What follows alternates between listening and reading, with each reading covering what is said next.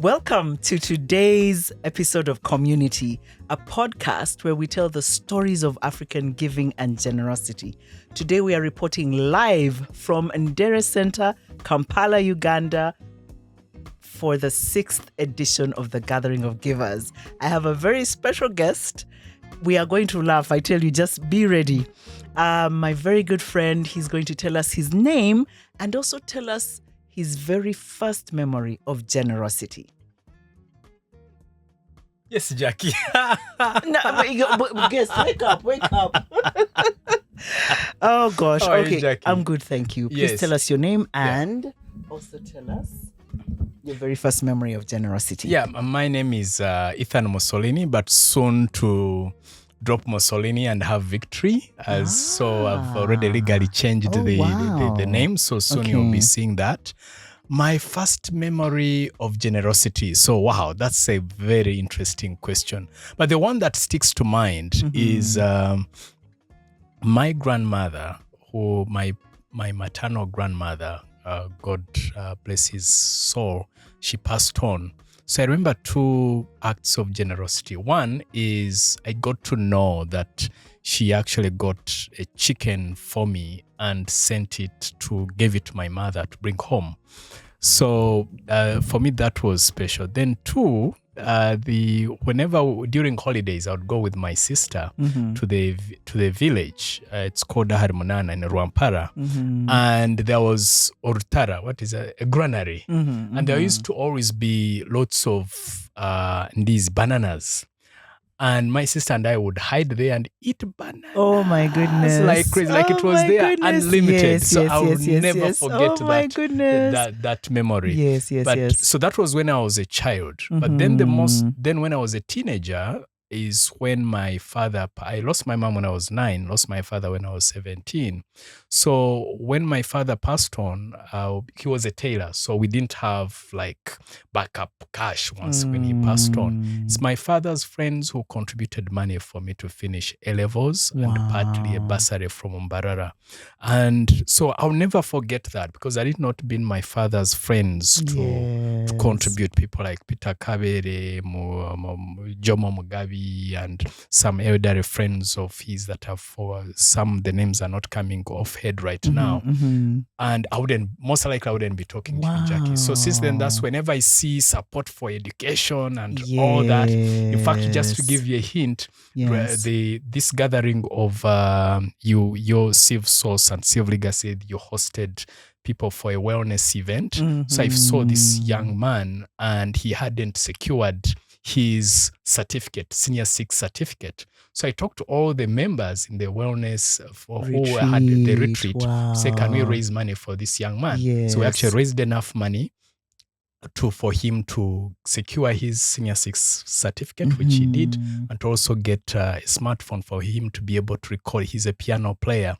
So now that I'm sharing this with him, I'm like, okay, how did that happen? So it's because of that moment of my father's friends that whenever I see someone struggling with education, like there are people I support privately and all that, but like the most recent was that. And now that I'm listening to you, I'm thinking when you give, you inspire that person to also give. It becomes a ripple effect. Absolutely. And that's why our theme today is generosity that serves, that stays and sustains.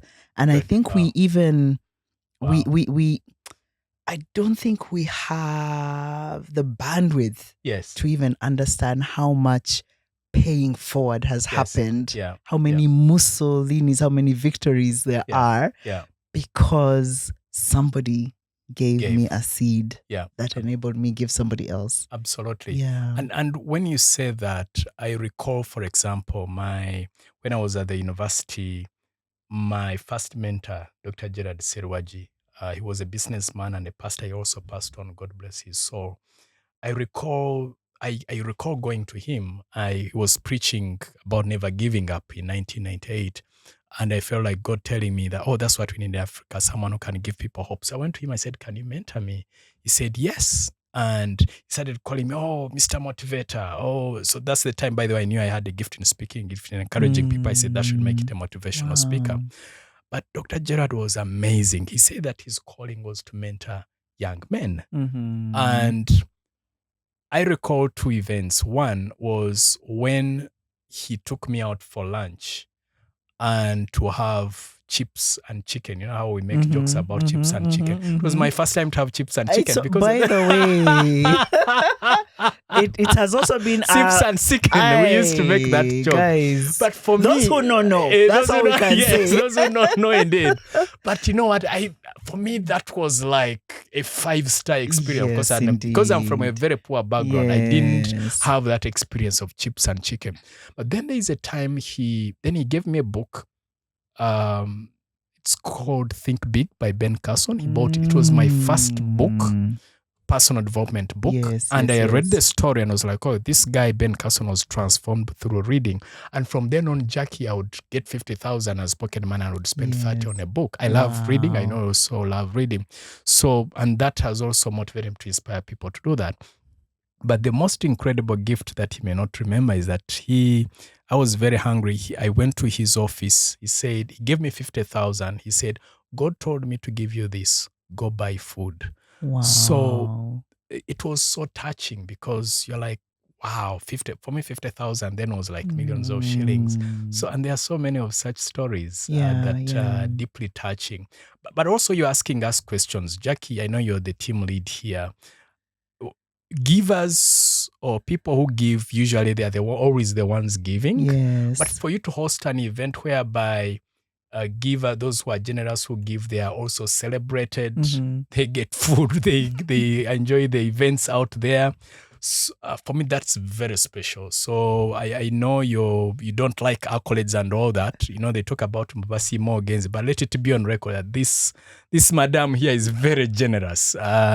She's doing things quietly. I mean, we went for that retreat for us who lead for organizations. It was very transformational. So just know that there are people like us who appreciate you quietly. So I know whenever I meet you, I tell you that. But just know this madam here is incredible. Thank you. Thank you for my flowers. And to give you yours as well. Yeah. You call yourself a merchant of hope. Yeah. And for me, that name is powerfully prophetic. Thank you. Because generosity without hope is empty. Yeah. Is absolutely empty. So I've seen you give hope. Even just calling Muso, you cannot leave that phone call down, right? Thank you. Yeah. You have a way that you elevate people, even just by speaking to them. And I celebrate that for you. And as we learn this conversation, for me, it's to say, how have you seen hope? How connect hope and generosity for us, and how you've seen it work even in the work that you do? Well, the challenge is I know you have a long list of people to interview. I wish I had like a full hour. Yes. Yeah. So how has the connection between hope and generosity? I'll tell you one of my favorite quotes, Jackie. I had it from a movie. It was sourced from somewhere else. I hope one day I remember I watched this guy was talking about that where there is life, there is hope. Jackie, I know what it means to live on 1 meal a day. I know what it means to lose loved ones. I know what it means to... And not as a diet option. No, not as a diet option. No, not at all. Not at all. Yes. And like I was telling my girls recently that, would go to run to school, no breakfast, and then we come back home at around 4, hoping to have food. And sometimes it will be just cassava and water. And for them, like you have to beg them to drink and eat. So I know, but for some reason, I call myself a merchant, but I believe there are people who are also wired for that, because I believe it's also a gift I have around hope. Because sometimes I would be I would be going to the swamp to fetch water and coming back. And I always had this feeling that tomorrow will be better. But also, there are many people I've talked to tell them that tomorrow will be better, things will be better, and just smiling, and someone feels uplifted by that. Someone recently told me that I saw you, this like, who is that guy smiling? And someone told me that's Ethan Mosolini.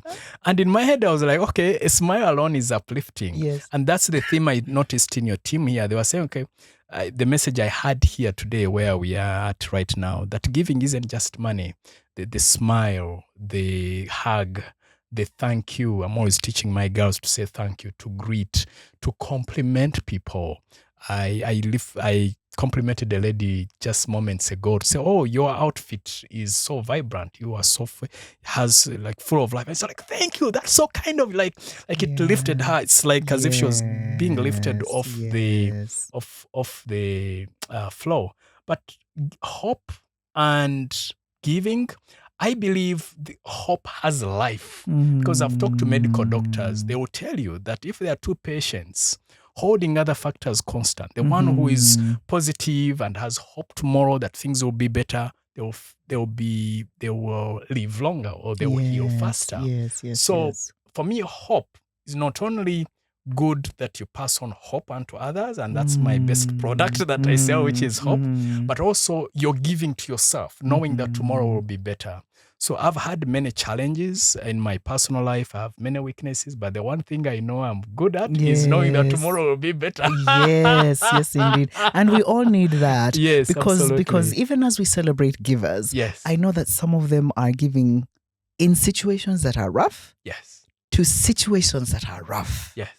And so hope absolutely is even keeps generosity going. Absolutely. It keeps generosity going, because the other thought that comes to mind, Jackie, is even when you're starting an organization, whether it's Civ, all these entities you've started with, or whoever is out there starting something, you're starting with the hope that things will be better, that tomorrow will be better. And when you plant, so hope, you have to think like a farmer. You plant a seed, not that the seed has told you that the plant will grow. You plant a seed knowing that tomorrow it will flourish, that it will turn out into something. But the other thing I'm also learning is to plant as many seeds as possible, because you don't know which one will survive. Someone was teaching me about, is it Ecclesiastes, either 6:11 or 4:6, something like that, that when you plant in the morning, you don't fold your arms. That even in the evening, that in the evening you don't fold your arms, because you don't know which one will turn into what. So I'm more just the same way you're interviewing many people. You don't know which message is going to touch to land. Yes, to land with who, where. Yeah. Wow. And so thank you for seeding hope, for bringing hope, and for living a life that is hopeful always, despite everything. Thank you. If you had one last word to share with givers gathered today or wherever they are, what would it be? A good question. Great question. So this is what I would say. None of us is an accident. There's a reason and a purpose for your being here on planet Earth. We are co-creators, and therefore you giving, God gave you life. The heartbeat, you can think, you can breathe. That's God's gift to you. What you give to the world is not just even a gift to God. That's what you're meant to do. To give, to make this world a better place, that it is uplifted. Otherwise, there wouldn't be any reason for being. But my encouragement also is that what you give comes back multiplied. It is law. It is not like some motivational speaker thing out there. No. It is for real. Like tip-top bread. So it's for real. Because, they made research, there's scientific research to show that when you make an act of kindness, that your endorphins in your body get heightened, like you feel better, like something happens in your body. So it's an energy. Everything we do is an energy. So sharing, that's why you hear analogies of Dead Sea and a river. A river is always giving. That's what makes it fresh. So when you give, you stay fresh. And I also believe, most importantly, sometimes you give out of good intentions and people will misjudge you. I bet there are people who will look at Jack, are you strategizing for money? No, they don't know how much hassle you go through, the number of sleepless nights. So even when you're out, so my suggestion also to people who are giving out there, if you have good intentions, keep going. People will talk anyway. If you don't do anything, they will talk. If you do something positive, they will talk. So they would rather talk when you're doing something positive.